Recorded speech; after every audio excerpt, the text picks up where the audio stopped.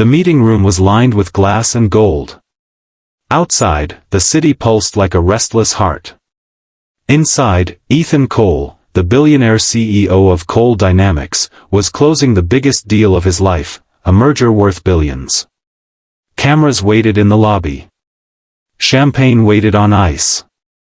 He had spent years climbing to this moment, carving his empire out of sleepless nights and broken promises. Just as the final signature was about to seal his victory, his phone buzzed. Unknown number.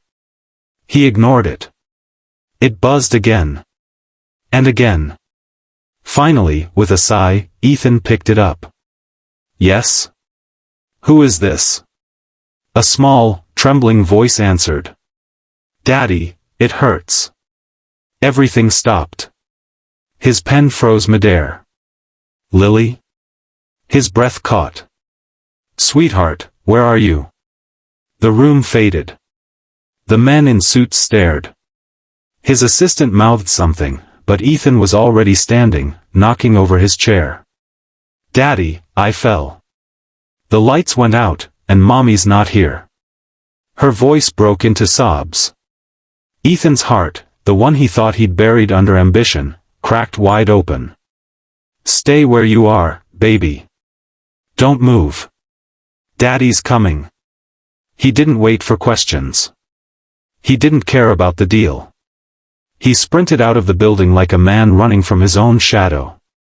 Minutes later, Ethan's car tore through the rain-slicked streets. His driver tried to speak, but Ethan's eyes were locked on the screen showing his daughter's missed calls, 8 of them. 8. He'd left her with a babysitter, one he barely knew, because work couldn't wait. He had told himself it was temporary, that someday soon he'd make time for her. But someday never came. When he reached the house, police lights were flashing. Neighbors stood whispering. His legs trembled as he ran up the steps. Sir, she's fine, an officer said gently. A small gas leak triggered the alarm. She got scared and called you before running outside. Ethan pushed past them and saw her, little Lily, barefoot, clutching her stuffed bunny, tears streaking down her cheeks. Daddy, she whispered. He fell to his knees. The millionaire who owned skyscrapers and private jets, fell to his knees on a wet lawn. I'm so sorry, Lily, he choked out, pulling her into his arms. I should have been here. She hugged him tightly. I just wanted you to come home. And in that moment, the billion-dollar deal, the fame, the endless rush, none of it mattered. He realized he had built everything except the one thing that truly mattered, love that waits for you when the lights go out. That night, Ethan canceled the merger. The board called him crazy. Investors threatened him. But Ethan smiled for the first time in years as he tucked Lily into bed. A week later, he launched something new. Not another tech empire, but a foundation for single parents who worked long hours to give their children a better life. He called it the Lily Project. Reporters asked why.